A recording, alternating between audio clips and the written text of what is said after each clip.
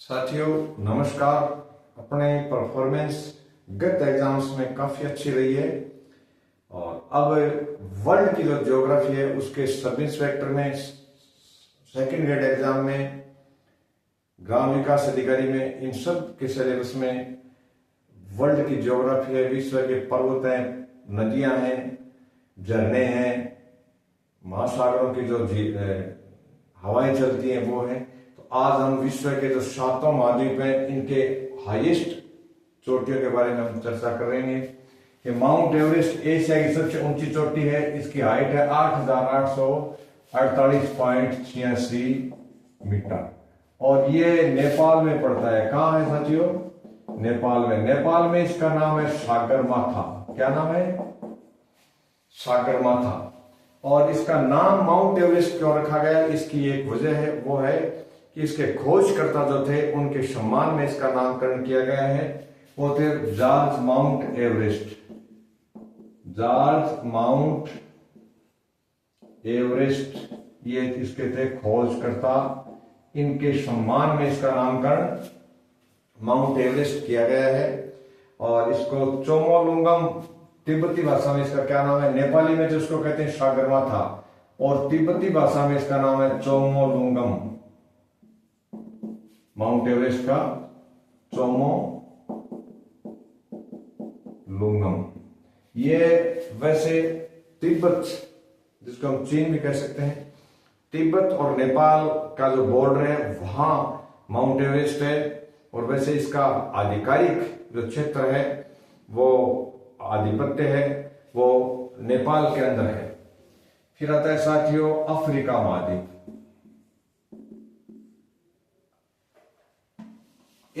ये जो mount Everest है इस पर सबसे पहले चढ़ाई किसने की थी, ये प्रश्न भी आता है। फर्स्ट चढ़ाई 1953 में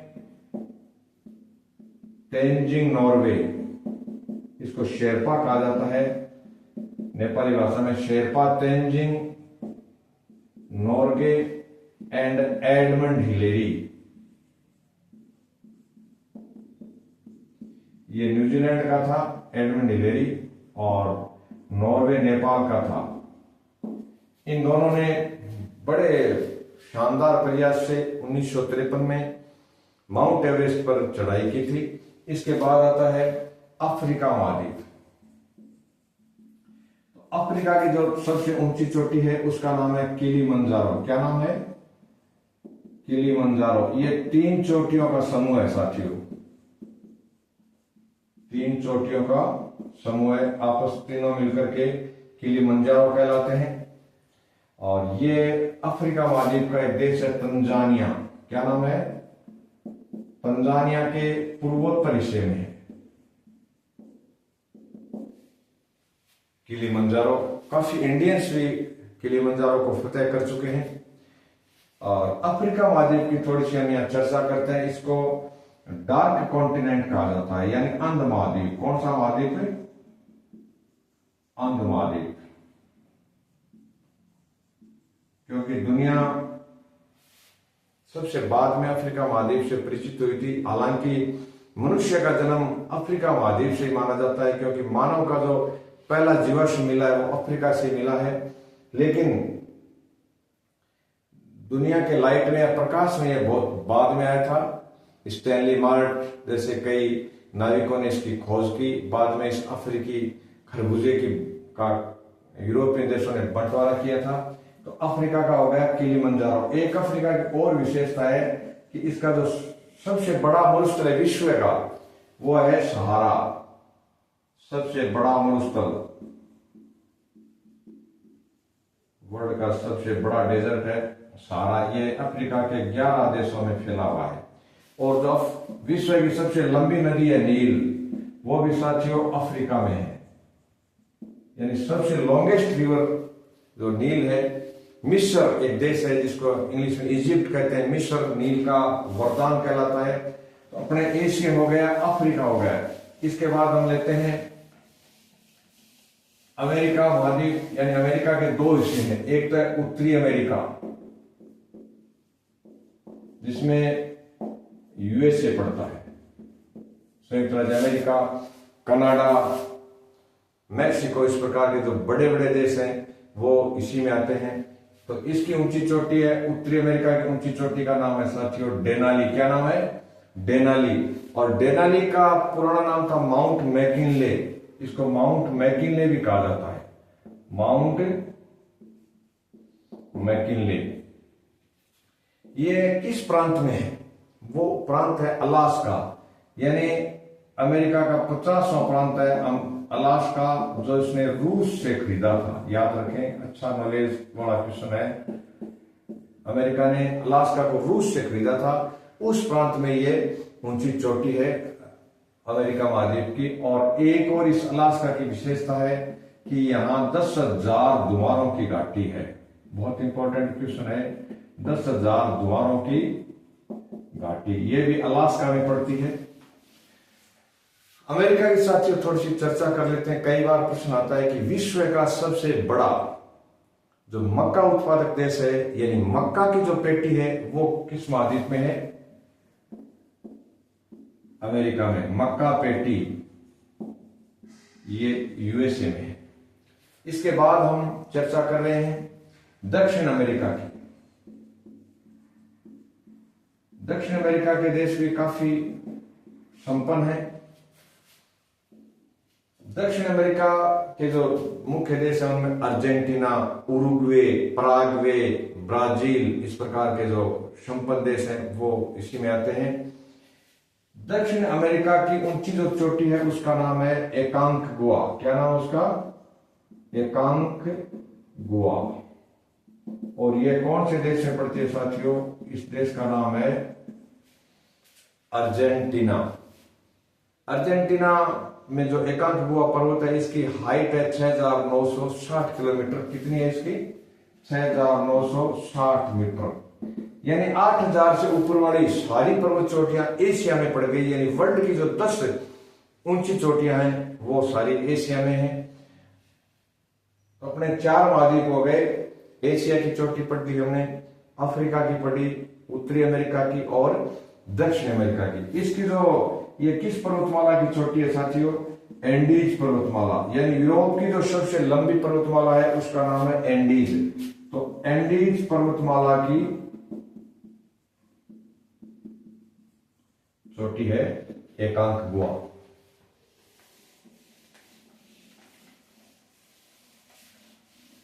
फिर आगामी अपने रह गया ऑस्ट्रेलिया।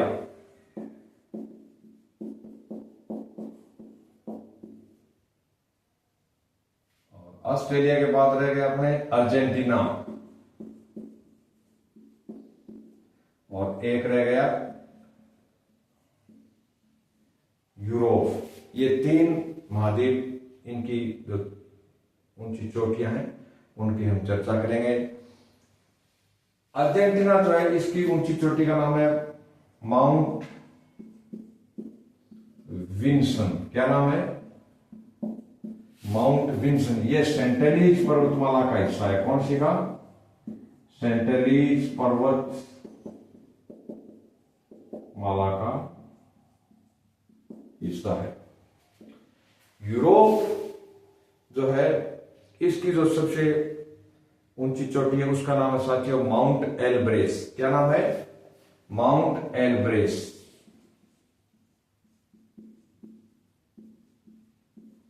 ये रूस में पड़ती है। किस देश में है? रूस में।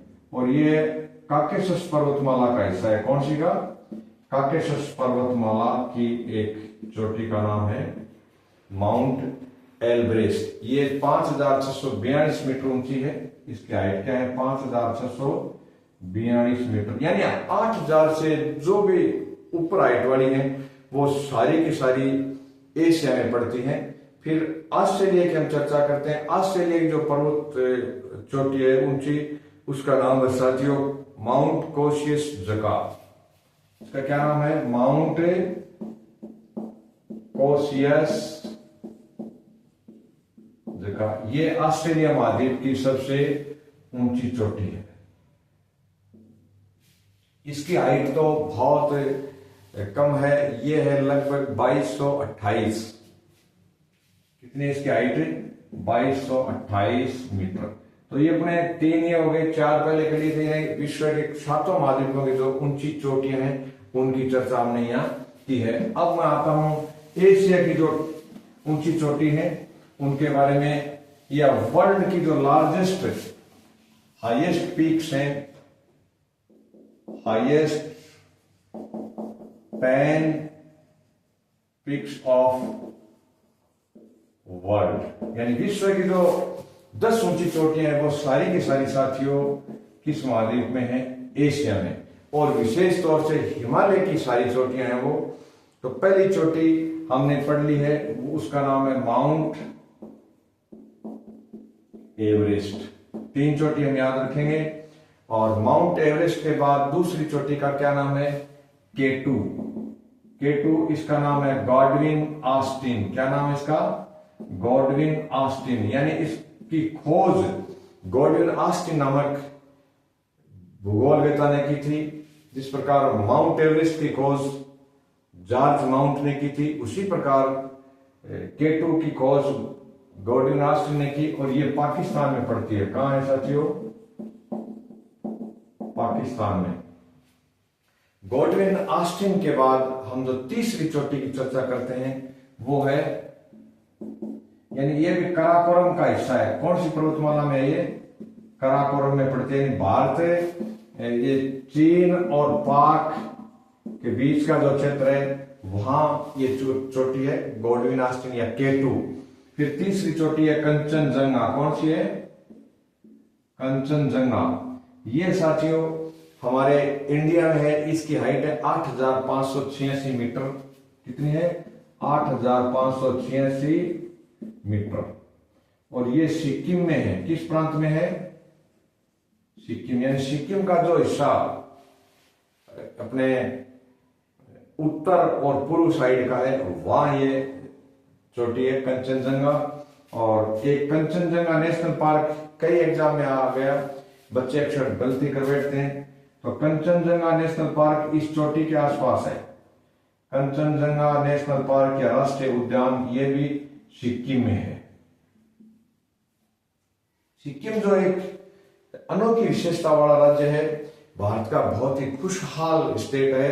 और सबसे ज्यादा क्षेत्रफल, यानी भारत का वो राज्य जिसका अधिकांश क्षेत्रफल राष्ट्रीय उद्यान में है, वो राज्य जिसका अधिकांश क्षेत्रफल एनपी यानी नेशनल पार्क राष्ट्रीय उद्यान में आता है। तो इसका जवाब है सिक्किम। साथियों बहुत इंपॉर्टेंट क्वेश्चन है कि छोटी इलायची ये केरला में पैदा होती है। मसालों का बगीचा केरला को कहा जाता है, किंतु बड़ी इलायची सिक्किम में पैदा होती है। इलायची भी 2 प्रकार की होती है, छोटी और बड़ी। बड़ी इलायची का उत्पादन कहां होता है? सिक्किम में।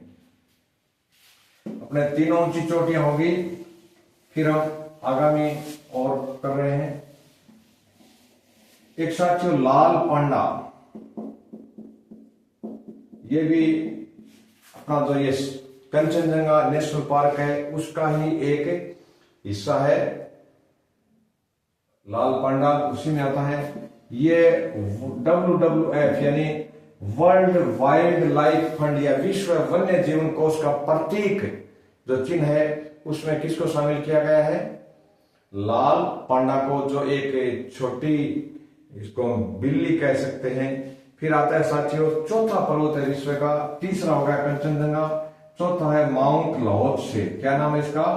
Mount Laozi. ये भी नेपाल में ही है। इसकी भी हाइट 8,000 से ऊपर है, यानी 8,500 समथिंग है इसकी।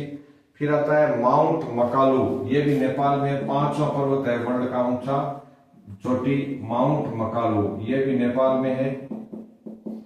माउंट मकालू के बाद हम चर्चा करते हैं माउंट चोओयू, ये चाइना और नेपाल के बीच में है। और फिर आता है माउंट धौलागिरी। छठा है माउंट चोकोआयू, और 7वां हो गया माउंट धौलागिरी, ये भी नेपाल में है। यानी एक तरीके से हम नेपाल को ये कह सकते हैं कि पर्वतों वाला देश है। फिर अपने 7 हो गए धौलागिरी, यानी सफेद कलर का पर्वत है जो एकदम बर्फीला है। फिर आगामी अपने बिंदु आता है साथियों माउंट मनात्सू। क्या नाम है इसका? माउंट मनात्सू, ये भी नेपाल में ही है। और 9वां जो पर्वत लेते हैं वो है साथियों नंगा पर्वत, यानी वर्ल्ड की 9वीं ऊंची चोटी का नाम है नंगा पर्वत।